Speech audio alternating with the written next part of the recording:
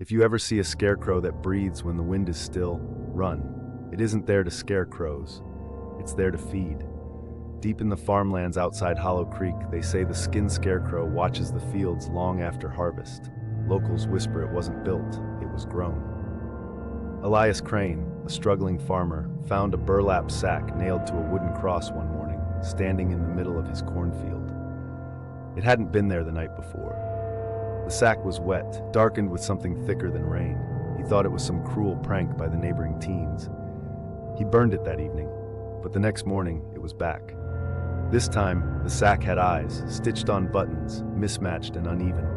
The mouth, a wide slit sewn crudely with coarse thread. Something inside it moved, slow and deliberate, like breath straining against fabric. Elias tore it down again, threw it into the river, and went home shaking. But that night, he woke to scratching at the window. A faint creaking echoed from the field. He looked outside.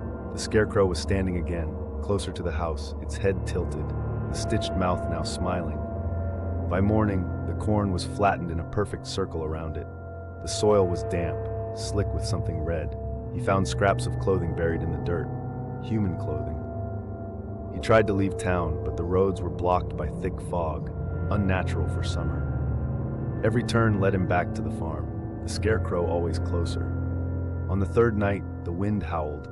He heard the corn whispering like voices.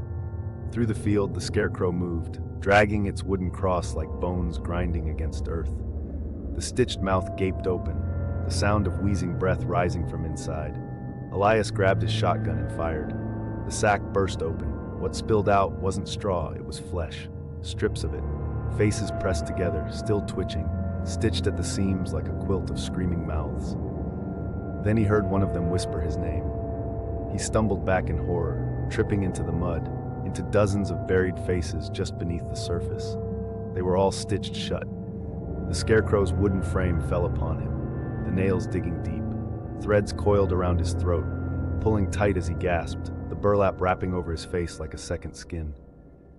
When dawn came, the scarecrow stood tall again, its shape leaner, the sack fresher, the buttons matching Elias's eyes perfectly. Now, farmers claim that when the wind dies, you can hear faint sobbing in the corn rows, and sometimes at night the scarecrow moves without the breeze. No one farms that land anymore, but the fields still grow, and so does the scarecrow.